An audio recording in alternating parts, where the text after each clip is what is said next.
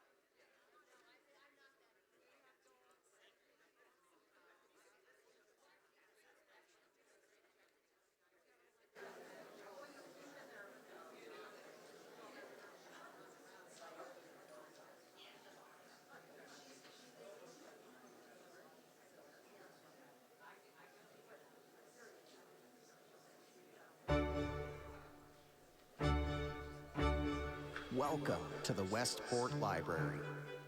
Today's program will begin momentarily.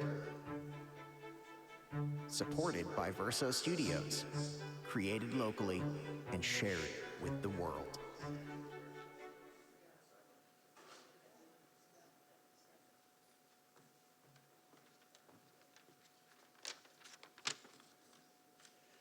So, welcome to Westport Reads. My name is Jeremy Price, and I'm the president of the Board of Trustees of the Westport Library. As many of you know, the library loves hosting this amazing program.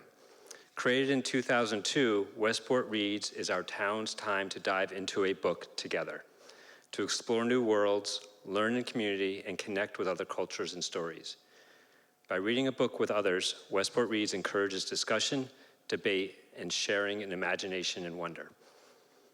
If you didn't know, the library also chooses complimentary books for younger readers every year to make this a full family experience. Those titles are listed on our website. The annual Westport Reads event is supported by the estate of Jerry A. Tishman. This year's selection, Firekeeper's Daughter, is a groundbreaking thriller about a native teen who must root out the corruption in her community. It's an award-winning book, a New York Times bestseller, American Indian Youth Literature Award Young Adult Honor Book, a Pop Sugar Best March 2021 Young Adult Book Selection, and is in the process of being adapted to a Netflix series by Higher Ground, the Obama's production company. As you all know, yeah, let's give a round of applause for that. As you all know, we're very lucky to have the author, Angeline Boulley, here with us this evening. Angeline is an enrolled member of the Sault Ste. Marie tribe of Chippewa Indians. She is a storyteller who writes about her Ojibwe community in Michigan's Upper Peninsula. She is a former director of the Office of Indian Education at the U.S. Department of Education. Angeline lives in Southwest Michigan, but her home will always be on Sugar Island. Firekeeper's Daughter is her debut novel. Joining Angeline on our stage this evening is Ramin Ganeshram. Ramin is the executive director of the Westport Museum for History and Culture. She has worked as an executive-level cultural strategist for a major market research firm, as well as an executive-level editor in publishing companies. In addition to her business and management background, Ramin was educated as a journalist at Columbia University's Graduate School of Journalism. And she's spent her career researching and writing about culture and history as both a features writer and editor, and through the context of both food and travel. Please join me in welcoming both Ramin and Angeline to our stage.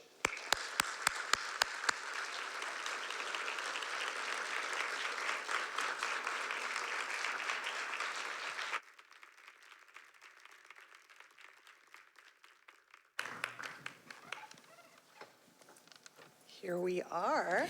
Bonjour, Anine. Hello. It's so great to be here with you today, and thank you all for coming to what we hope is going to be a riveting conversation. We've had a few conversations so far, and it feels like there's never enough time to actually talk about all there is to talk about, right? Right. Angeline. So I'm going to jump right into it, and you will all have an opportunity to ask questions as well, and we'll have details about how to do that at the end of our talk. So the first thing I want to say to you about this book, and the first thing I asked you about this book, is this could be 3 books. Right, this could be a YA coming-of-age novel, right? It's a book about cultural identity, and it's also this amazing thriller, mystery. So, yet you made it one book very seamlessly, and I want to know, how did you come to be able to do that and to write the book in this way? It's a long process. I would love for everyone to know how you got there.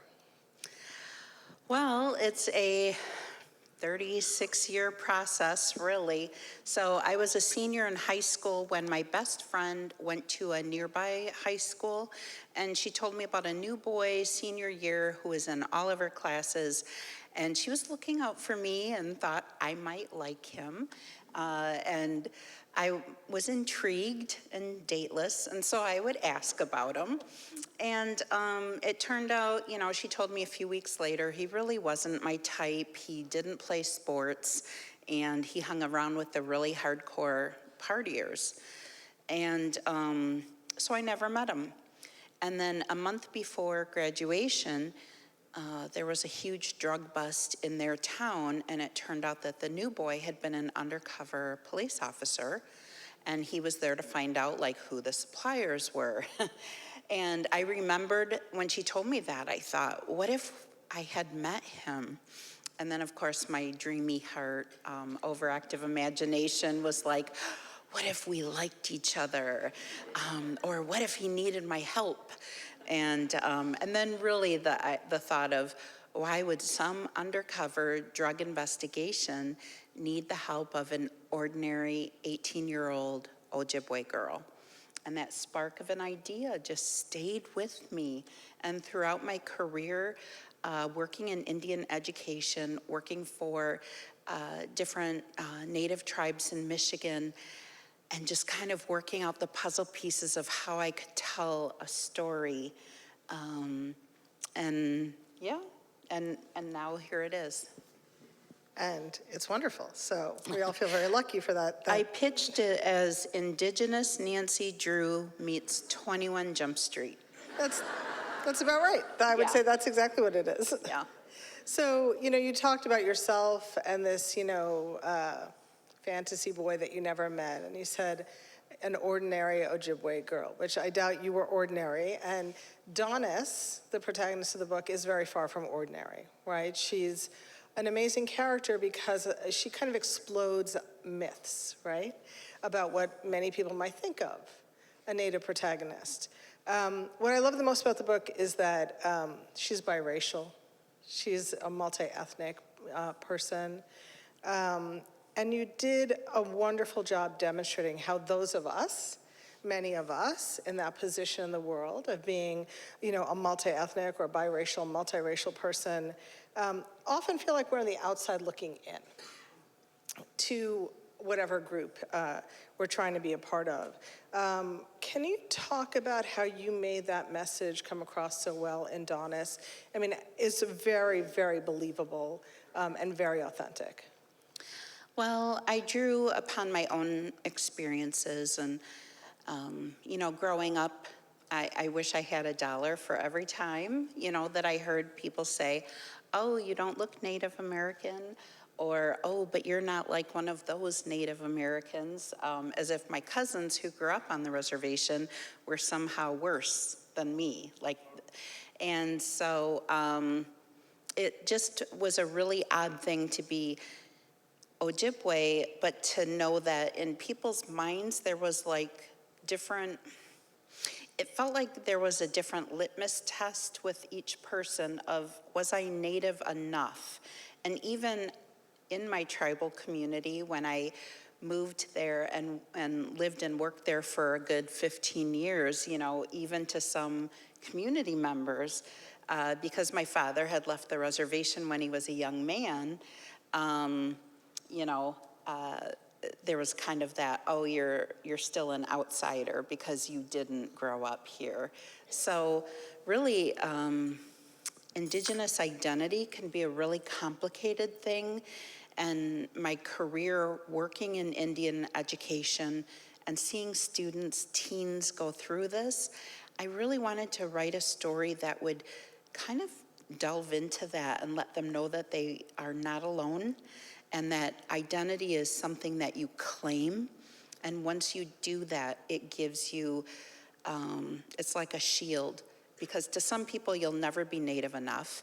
But once you know in your heart who you are and where you come from, it gives you a strength to withstand the BS that you can face. That's so true. And the fact of the matter is that I think that even for teens, adults who read your book, Right. who are non-Native, that idea of understanding what your identity is, who you belong to, or who you choose to belong to, and owning it, is such a powerful message. And, I think that a lot of people could take that away from this book. You said this book took 36 years to write. And you had a full career, as you just alluded to, right before, and a successful career as well. And you had told me just earlier that one of the high school kids actually had a question for you that you thought, oh, no one ever said that to me, and it was such a good question, and that was, how one of your degrees brought you to this point. And so my question was similar, but not quite so pointed, and it is, can you talk about your trajectory from this successful career to being a writer, and what surprised you most in the process of finally getting your book published and the success, this wonderful success that you've had?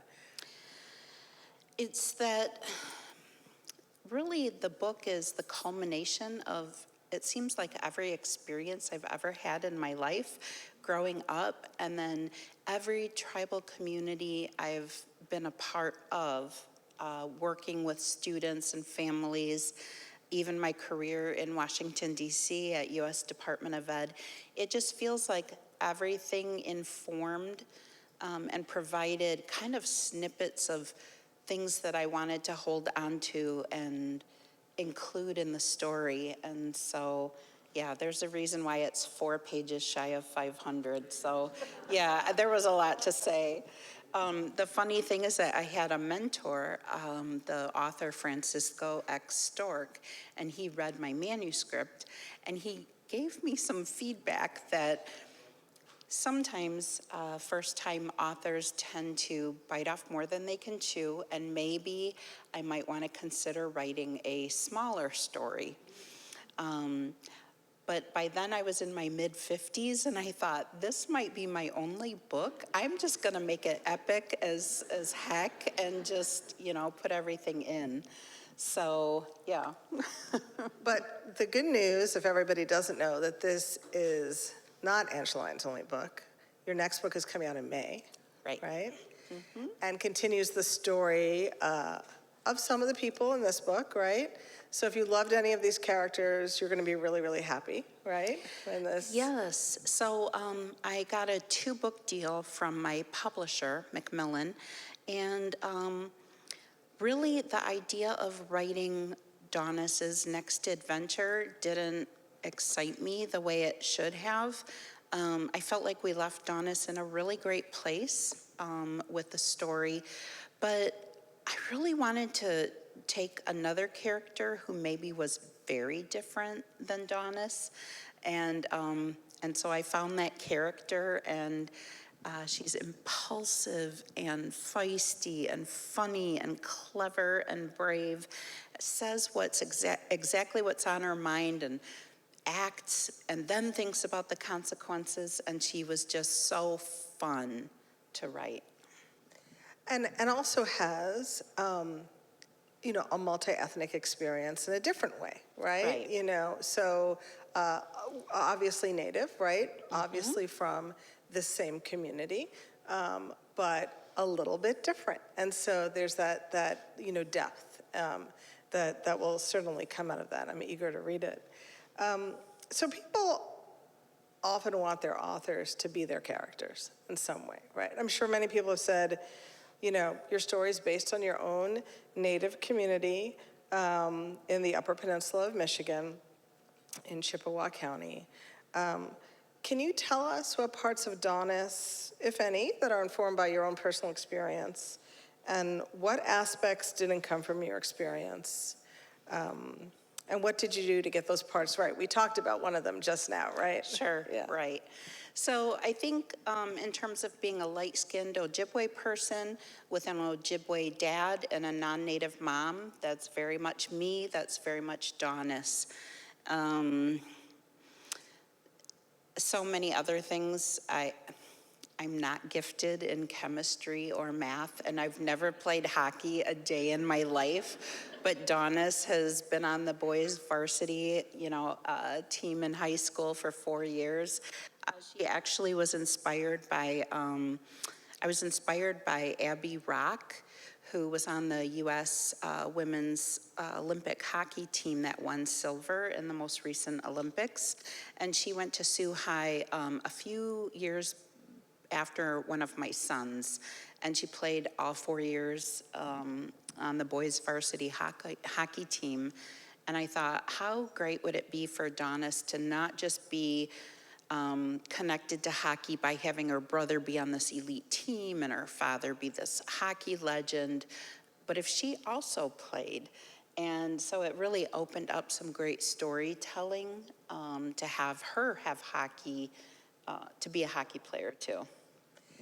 And I think, going back to this idea of your previous life, your previous career, the rigor with which you certainly approached your work, you could see that in this book. You could see the parts that are well researched, right? You would not know that you never played hockey.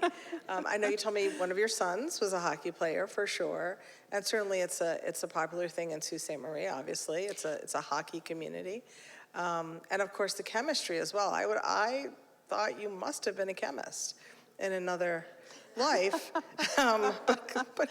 but so it's interesting. And can you talk a little bit about, as a writer, this process of engaging other people, experts, other readers? Like, where are all the places that you reach into to make a story authentic? Sure. So I met a friend of a friend who is Native, and he's a retired FBI agent. I met him when I was living in Washington, D.C., and once we established trust, I could ask him almost anything, and so he was a really great resource. He also connected me to someone who was a retired IRS agent. I learned about money laundering. It was really interesting. But I would say probably the most interesting anecdote that I have is that I learned how to make crystal methamphetamine from the Michigan State Police. I attended the Michigan State Police Academy. And I was allowed to take a class on different methods of meth production and how to identify clandestine meth labs. And I was the only non-law enforcement person that was able to take that class. Wow. And I will say, if you put me in a room in a trailer with like Breaking Bad, all the ingredients, I would not know what to do. But yeah, but it was really great to be able to write plausible scenes and knowing that 98% of the people reading it, it was going to go over their head. But for those few people who know, that they knew that I did my homework. That's what I wanted to do. Well, that clearly comes through. And another place it comes through, and I really appreciate this, how seamlessly you wove the culture, the Native culture and traditions throughout the book. How solid that was. And as we were talking about it, not written for a non-Native gaze, right? And so one of the things you said you did, for example, there's so much to talk about in that piece of it. But for example, one of the things that you said was you fought not to have a glossary in the back of the book, right? So, which I realized, and I was, silently cheering you that you did not have a glossary. And can you talk about that decision and the process with your editor to own that and to make sure that you won that battle? Sure. So, my editor had asked, what would you think about putting in a glossary? Because I use a lot of Anishinaabe, a lot of Ojibwe language. And I pushed back on it and I said, no, I really don't want to. I want to do a great job as an author writing organically. So I'm writing the story from Daunis's point of view, first person, present tense. So the reader is inside Daunis's head. Daunis grew up, thanks to her Aunt Teddy, learning the language. It's a part of how she views the world, and it's very seamless. And I wanted to write it in this sense of that just through context, you'd be able to figure out what these words meant. And that if I did my job as an author, it would be seamless for the reader. And then I really fought against having a glossary because to have a glossary puts it in a non-Native gaze. It's the assumption that the reader is non-Native and is going to need this crutch. And I wanted the book to be centered in an Ojibwe gaze, even though, the majority of the readers aren't Ojibwe. I wanted the book to be centered in Ojibwe gaze. And I I'm really proud of that a book that is so bilingual, that it doesn't have a glossary, and that it was as successful as it has been. I'm very proud of that. And you should be. I mean, I think that that resonates. I think that really is, that's sort of like heart speak to people who can understand that there's a great love that you have as an author for your culture, and that your protagonist has for her culture, and it's very clear, right?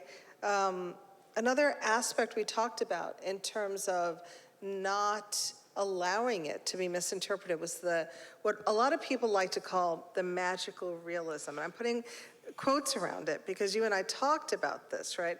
There are aspects, cultural aspects in the book that could easily be labeled that. But we talked about it, the way you wrote it, and the way you present it, and the way you fought for it, is that it is not that. That is just a clear, inculcated, seamless part of the culture. So can you talk about that a little bit? Sure. One of the questions I get asked most at reader events is if the little people are real.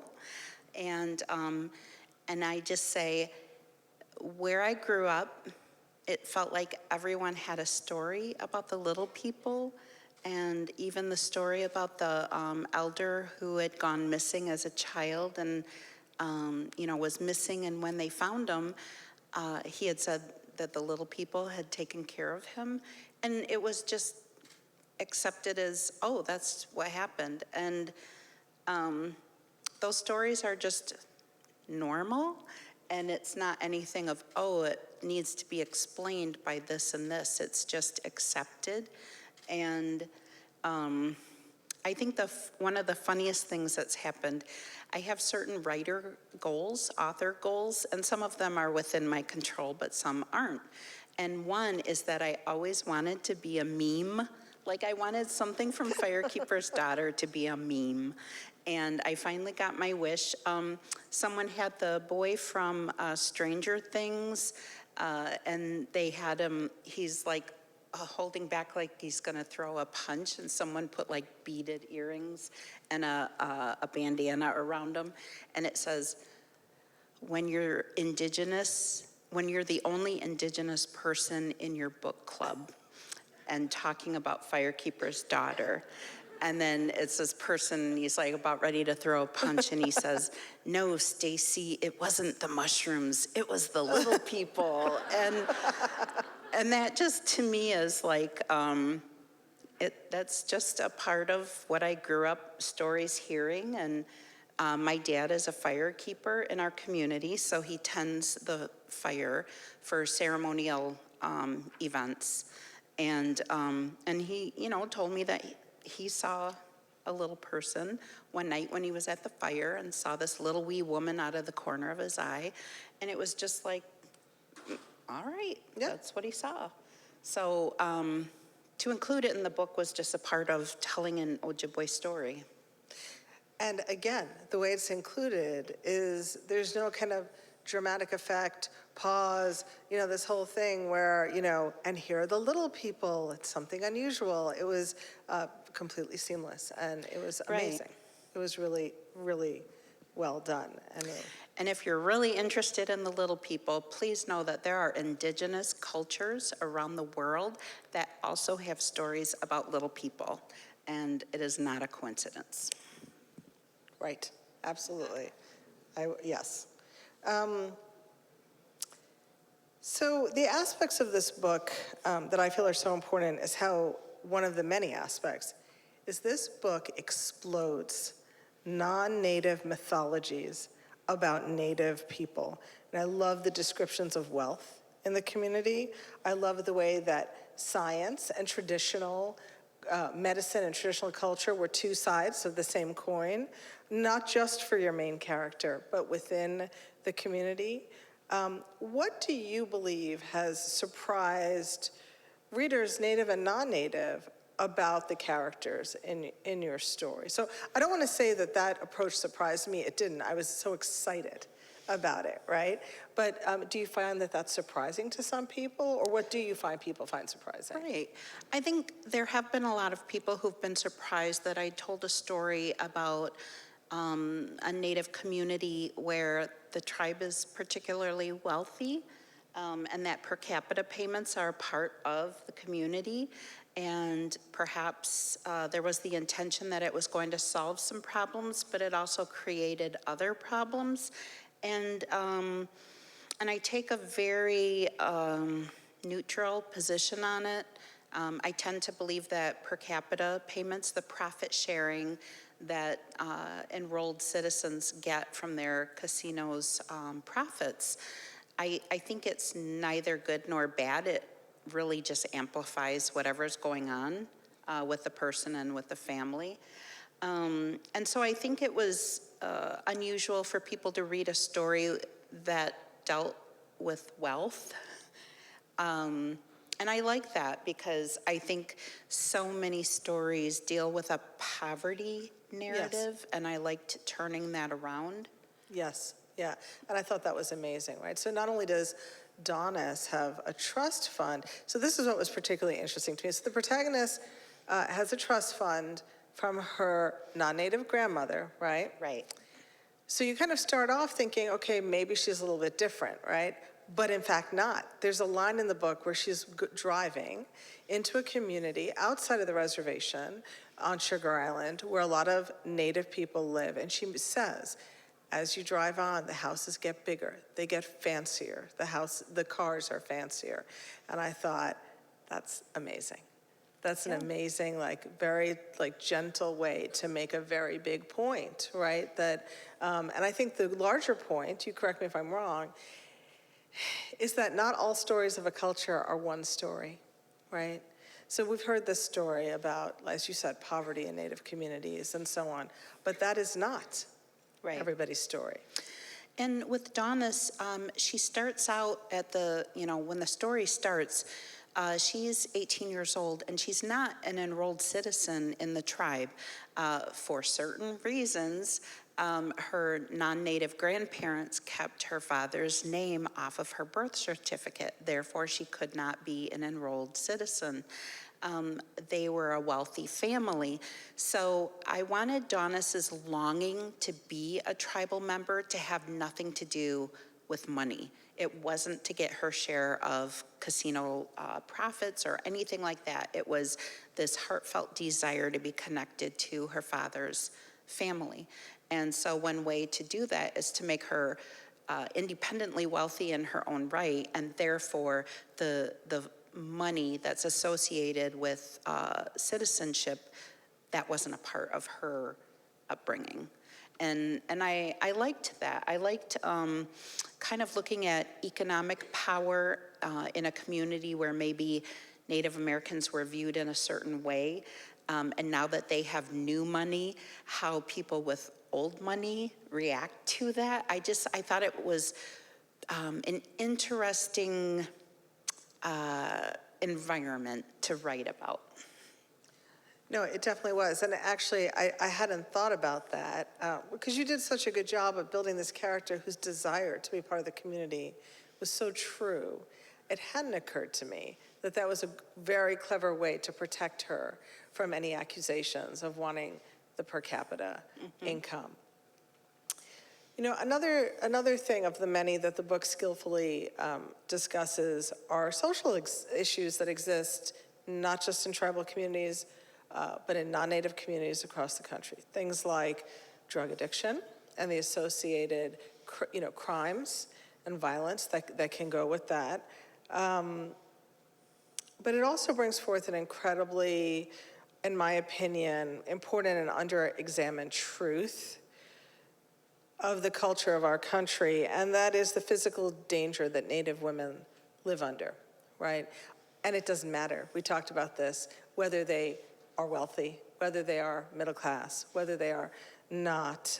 Native women live under threat of violence, kidnapping, murder, and often federal and state law enforcement do not pursue justice for a very specific reason that you talk about in the book. That is at odds with this desire to be, not at odds with, but sort of makes you think about this idea of being an enrolled member of the tribe. Can you talk about that? So The Major Crimes Act of 1885, that said that there were certain crimes that were so severe and that tribes were thought to be unsophisticated and unable to properly execute justice in their communities. And so only the federal government had jurisdiction to enforce these major crimes.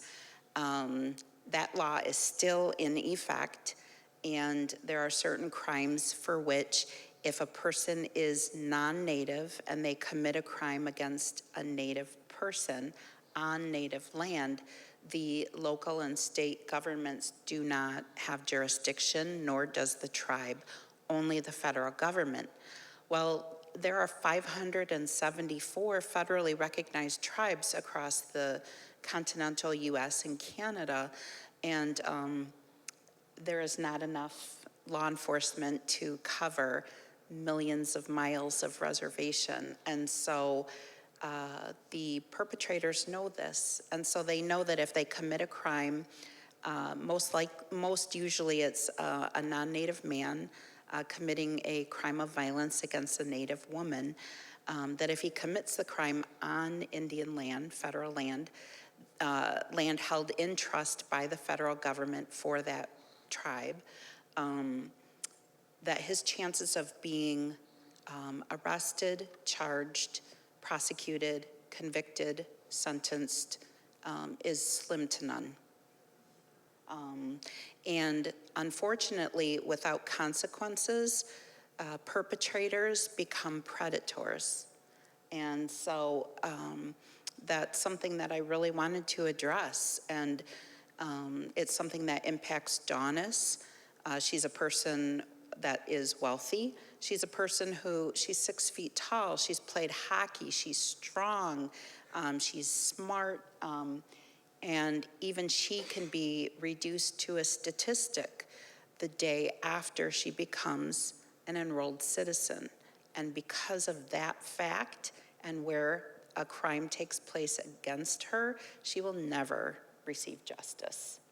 And to your point, the predator in the book is very well aware of that, right? So Right, he's an attorney, he knows that. Right. And I just, I just want to, you write some breathtaking statistics in your book that I just want to share, to talk about, to underscore how incredibly brave and important it was that you wrote this character and wrote her as the victim of one of these crimes. So this is what you wrote in your book, that more than 4 in 5, or 84% of Native women have experienced violence in their lifetime.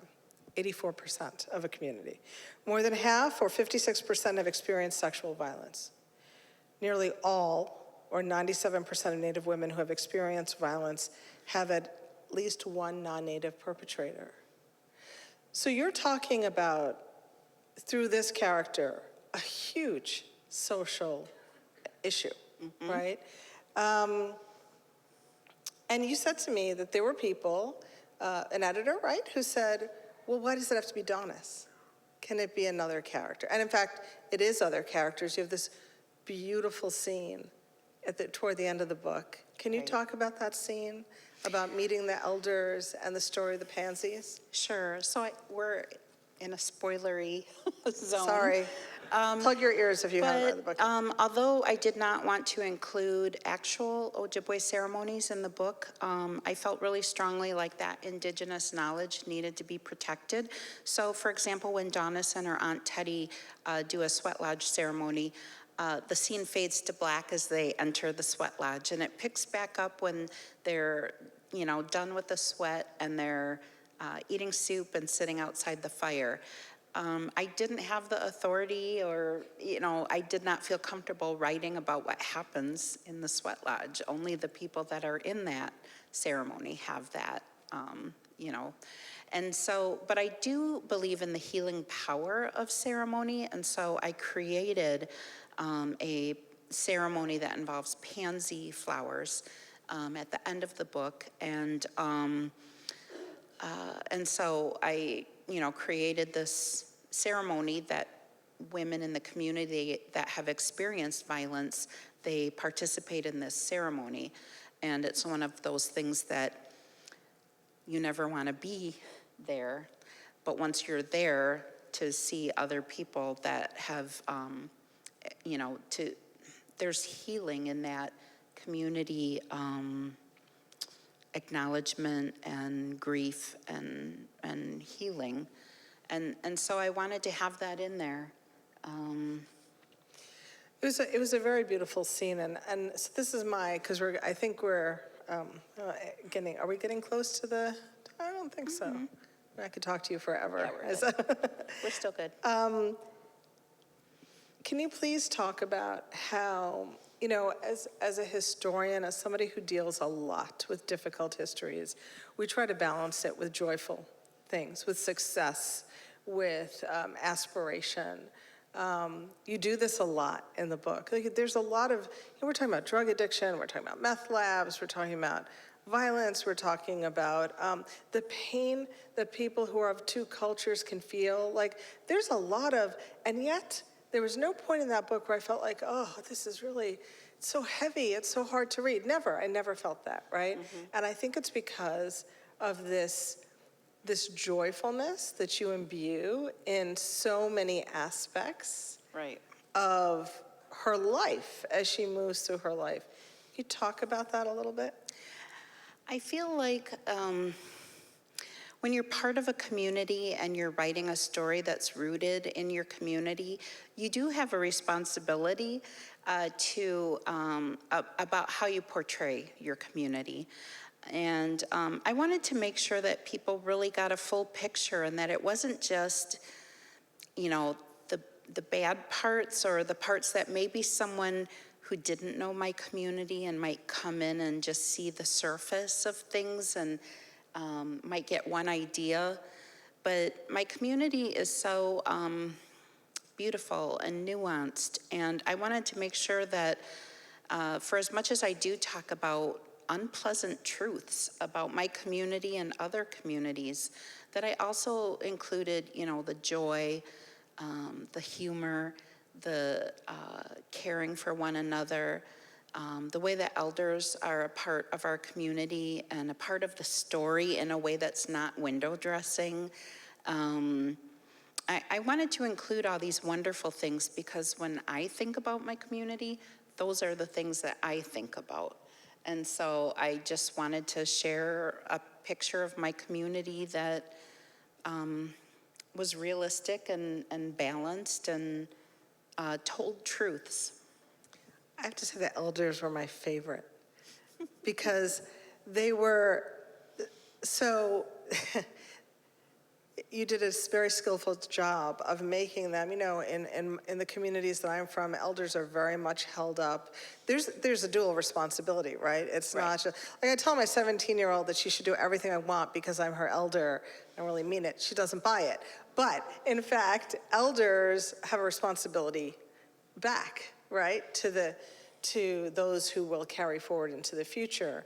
And these elders really do. But what I enjoyed so much about them, and maybe you could talk about how you formatted them, they are real people with histories and personalities, super interesting. And I find too often in mainstream society, this is just my opinion, when people get to a certain age, they are their age. They're seen as their age, not as a person who maybe, hiked Mount Everest or was the first to do a certain thing or was an amazing artist and still is, right?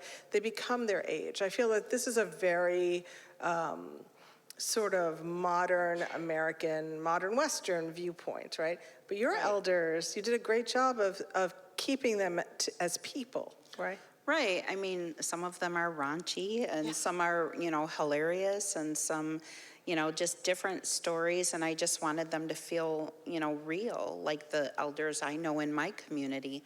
And then I also wanted to show that our elders aren't stagnant. They adapt. Our culture has survived because we've been able to adapt. And so when it comes to technology, I really drew upon, so my dad is 82, And for several years, he would be upset with me and the kids if we were on our phones a lot. And then our town had this, he got a free iPad. The library wrote this grant, and they were able to give free iPads to senior citizens if they would agree to be tutored by teens doing a service learning project. So my dad's had an iPad for about 5 years now, and we cannot get him off of that iPad. And so, you know, I wanted to show elders embracing technology and adapting and that, so yeah. I mean, I loved that part of the book. The other thing I wanted to ask you about is, you know, I thought you did such a skillful job at the villains in the book, and someone asked you today, earlier, we were all together, and someone said, did you know who your villains were? So before I ask my question, can you answer that, what you said? So I always knew the beginning of my book and the ending, and I always knew who one villain would be, but everything else was discovered along 10 years of writing and revising. So, you know, when the villain, the clear villain came out, there was this point in the book when I thought, could it be this person? I really hope it's not this person. And then it was this person, right? And it was actually sort of a mixed community of villainy, right? Native and non-native. And I thought that was actually very brave of you, right? Because it would have been very easy to make all the villains non-native, right? To be the bad actors or outside of the community. But this was part of making this very realistic and holistic. People are who they are. You know, anyone can be anything. And I thought that was really like so well done and so amazing. I wanted characters to have layers, and any of the crimes that are committed in the story, they're actually rooted in actual crimes that happened that I found out about while I was doing my research. So, because I wanted to make sure that no one from my community or other Native communities would say, oh, this would never happen in real life. And to be able to say, oh yes, actually it did on, you know, this reservation and this year and this exact same crime happened. So I just wanted to write a plausible story and have characters that maybe you don't agree with their motivations, but you can see the motivation. Yeah, and it's very clear that that's. Those make the best villains because villains believe they're the hero of their own story. Yeah. And if you can't see that in the villain you're writing, then it's going to be a cardboard caricature of a villain. Right, and your villains, you know, your main villain shows love and shows dedication and shows loyalty, right? And of course, you know, villains are not just cardboard characters. So I do have one bone to pick with you, though, Angeline, and that is that we never found out Jamie's real name. And then I thought to myself, why do I need to know that? It's not like I would say, oh yeah, I know that guy. That's who it was? Oh, wow. But you did such a good job cloaking him that I had this desire to know his real name when truly, like, it literally would have meant nothing to me. So kudos to you. I still want to know what his name is. I'm not telling. Well, Yet. But we have more to come from you, and we're so looking forward to it. I want to thank you so much for this wonderful conversation. It's a real honor. Miigwech, thank you. I'm so excited to answer questions. Yes. And yes. Thank you, Ramin and Angeline. For the audience here, if you have a question for Angeline, please come to this microphone. It's the only way we will be able to hear you. It's over here, so to your, yeah. Warrior Girl Unearthed comes out May 2nd. It is available for pre-sale, and my author website is angelineboulley.com. And Yep. And the Netflix show is coming out And next the year. Netflix show probably next year. I don't know how these things work. I thought publishing was a long game, and then, you know, film adaptation Yeah. is another Yeah. story entirely. I loved the spirituality in the book, and I especially loved Daunis's commitment and devotion to her spiritual life. And I was wondering if you might share what led you to write her in that way. I open the book with ceremony. I end the book with ceremony. That's just a part of how Daunis lives her life. And I just wanted to show this ordinary girl just the ways in which ceremony and spirituality is just an ordinary part of her day and her life. Thank you.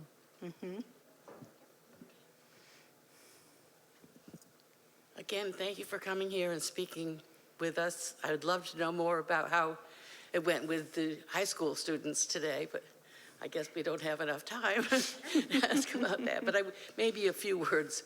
I want to say that I enjoyed the book so much that I felt that I was walking with Daunis through the weeks of reading the book. I mean, she captured part of me, and that's yours, thanks to your skill at being able to present her as such a remarkable character.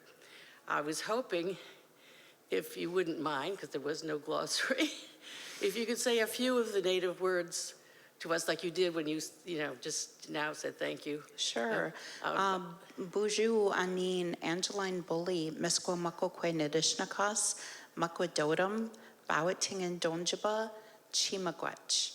Hello everyone, I'm Angeline Boulley, I'm Bear Clan, and I'm from Sault Ste. Marie, which we call the place of the rapids. And thank you very much. Okay, that was wonderful. And I just appreciate your being able to explain to us, because I've just joined the Westport, writers group here, and have wanted to write something for several decades, and haven't found the time to do it. And it's nice to know what such a journey it is, and how you pull things from different aspects of your life and your education.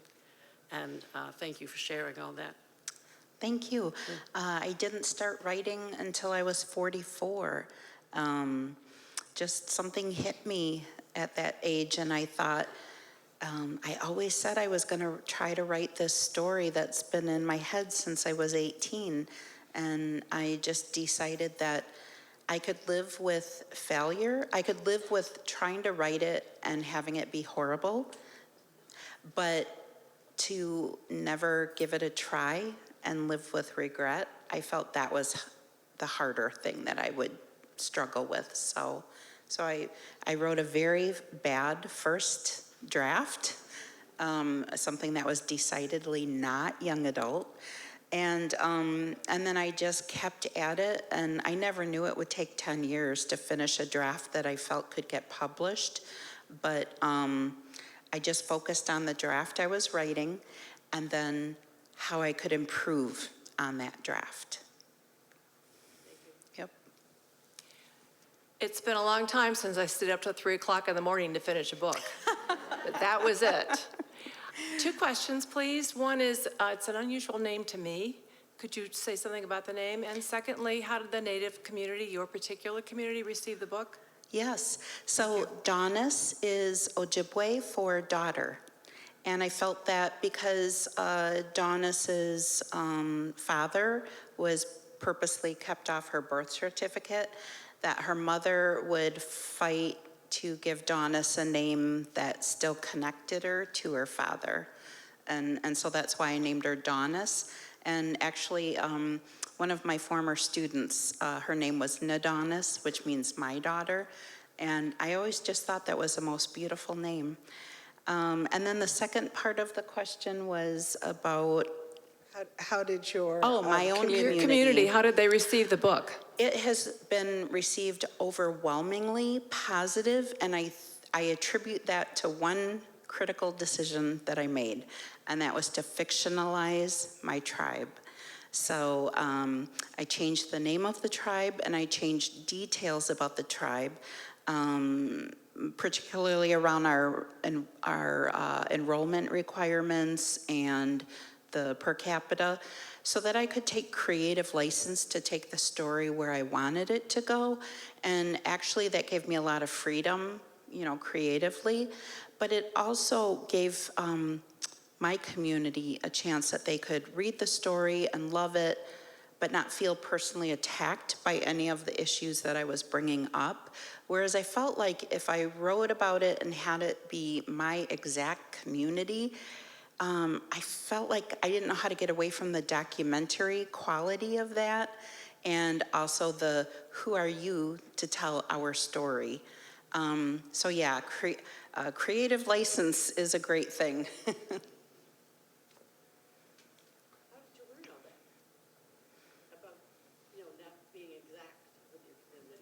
I'm going to repeat the question so everybody could hear it. So the question was, how did you learn, or kind of, I think what you're asking is, how did you come to that realization that that's what you would have to do, and then the practicality of changing details, making it believable, like the mechanics of it as well. Is that your question? Sure.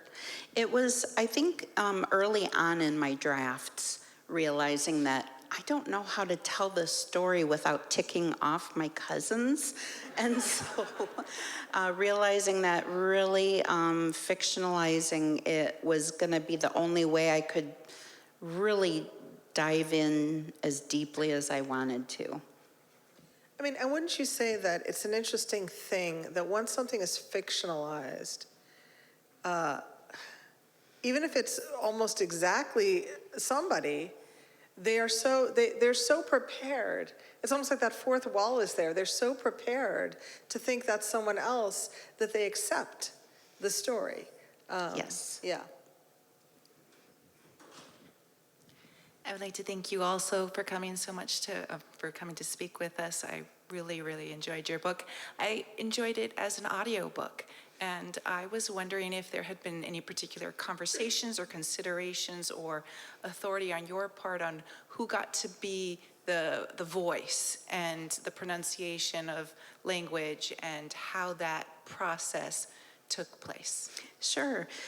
Usually debut authors do not get much control over their title, their cover, the audiobook, but my deal was significant enough and my agent really negotiated for me to have some input with those. So I really wanted an Indigenous person to narrate, and so we held, there were like an open audition, and people, no experience at all, Indigenous narrator, submit a 5-minute audio sample, and I listened to all of them, and the instant I heard Isabella Starr LeBlanc, she just was it. She sounded the way Daunis sounds in my head, and then she happened to read a scene that also had Granny June in it, and her cadences, the way that Granny June talked, she sounded the way elders in my community sound. So I was pretty happy with that.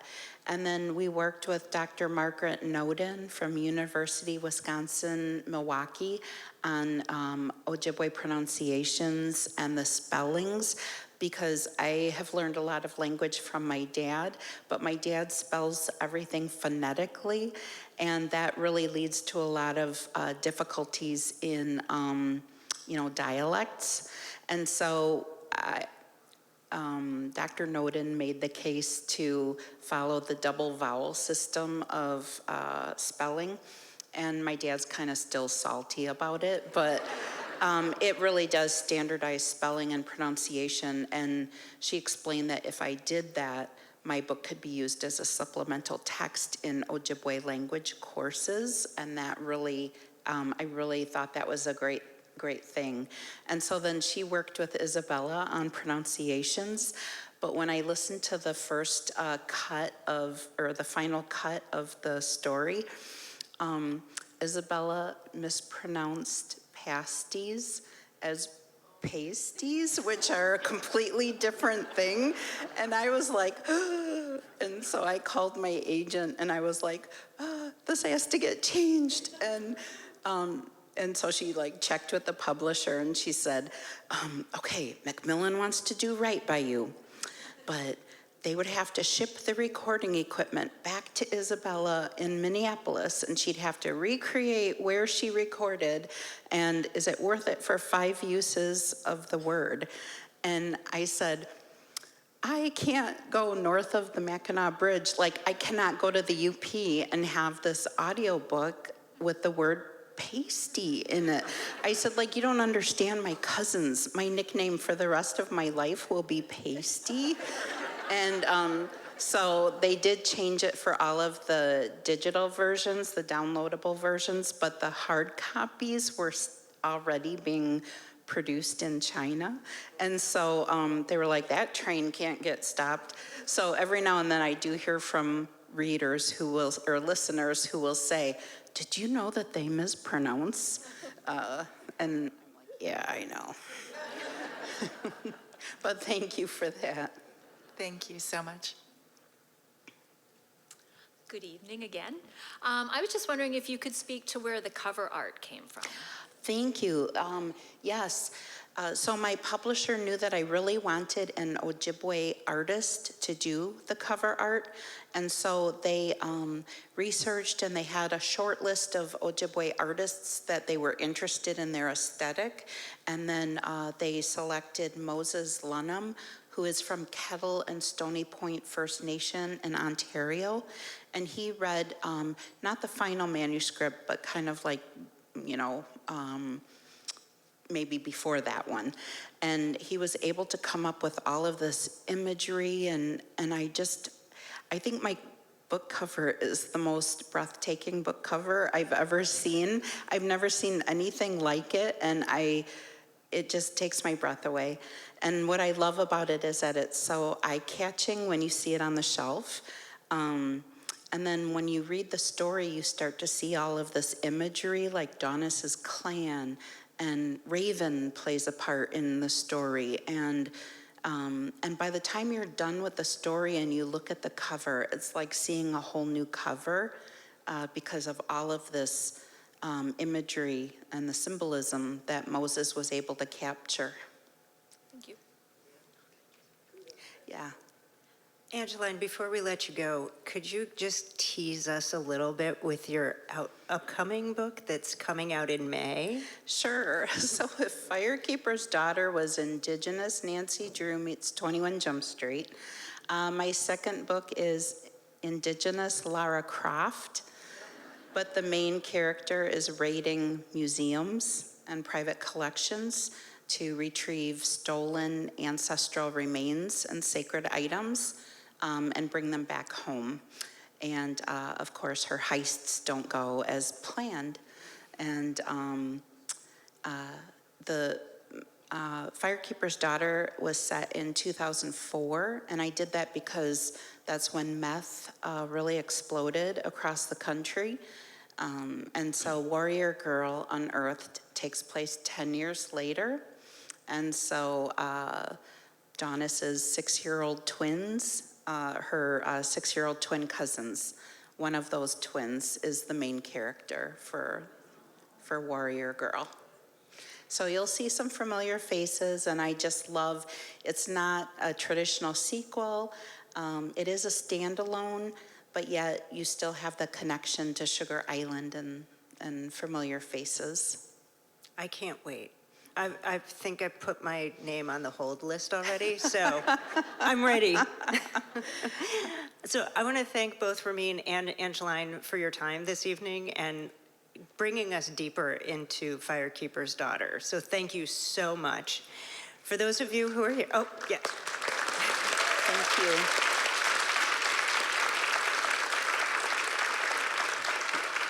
If you have purchased a book or you brought one from home, Angeline will be signing right over here. Just give us a minute or two to get to the table. If you'd like to purchase a book this evening, we have some copies for sale. And of course, you can always take one or two out from the library. Thank you so much for participating in Westport Reads 2023.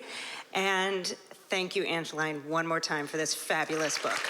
Miigwech, thank you.